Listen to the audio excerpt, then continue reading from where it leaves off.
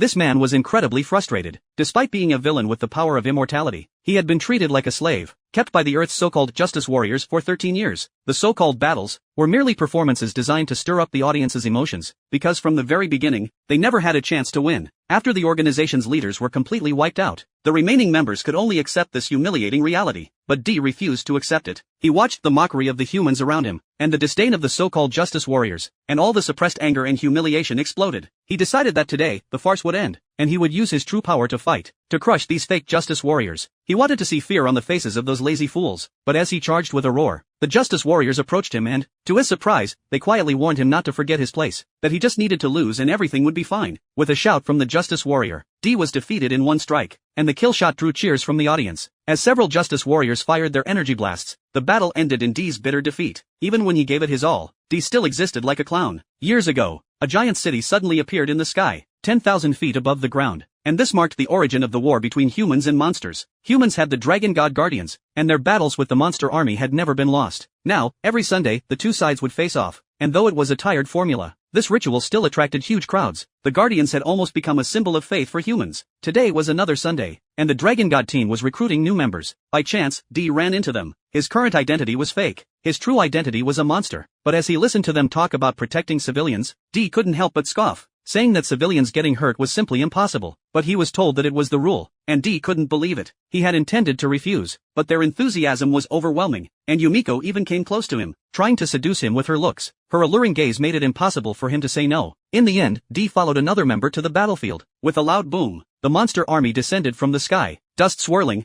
and their leader, Jihu, appeared. The villainous audience angrily grabbed whatever they could to throw at the stage, shouting and cursing, telling them to go back. Just then, the righteous Dragon God Guardians arrived. After a bit of posturing, the villains started making threats, saying they would turn all animals' fur patterns into tiger stripes, to plunge the world into chaos. Next, the Justice Warriors and villains exchanged their usual lines, and the battle officially began. The monster army scattered, rushing toward the audience, just as women and children were in danger. A girl appeared to block the attack. Meanwhile, the battle on the other side intensified, with Jihu's thunderstrike sending two members of the Dragon God team flying, and the audience grew anxious. However, the Justice side couldn't easily be defeated. The Green Guardian lifted a giant stone, and threw it at Jihu. The Justice Warrior delivered a justice speech, and according to the plot, Jihu was knocked down. But then, an unexpected event occurred. From under the giant stone, a mass of black threads surged, and Jihu began to regenerate in the sand and threads. The audience was ecstatic, urging the Justice Warriors to use their divine tools. And in the next second, Jihu, in a roar, transformed, blinding gold light making it impossible to look at him. But as the dust cleared,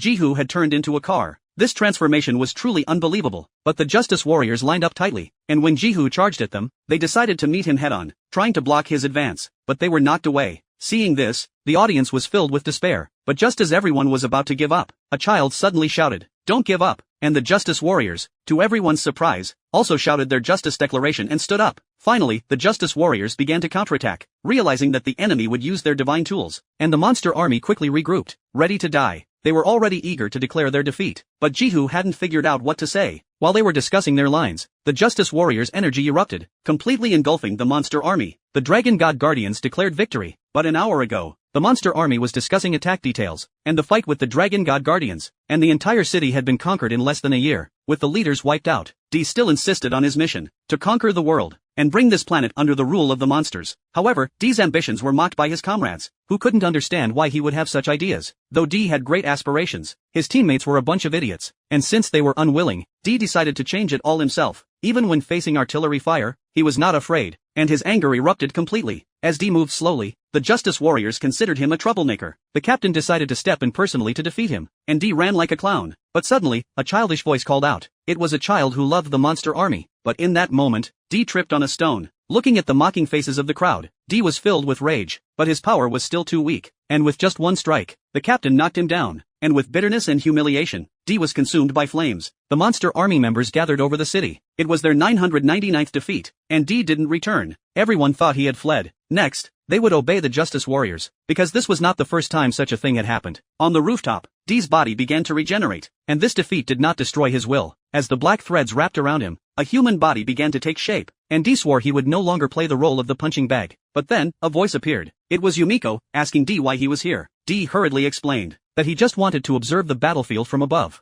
Yumiko then asked him what he thought of the recent battle. D said, the Guardians' power was unbeatable, and he wanted to become as strong as they were. Amy once again invited him to join the team, and Dee decided to join the Justice Warriors team, determined to defeat his enemies.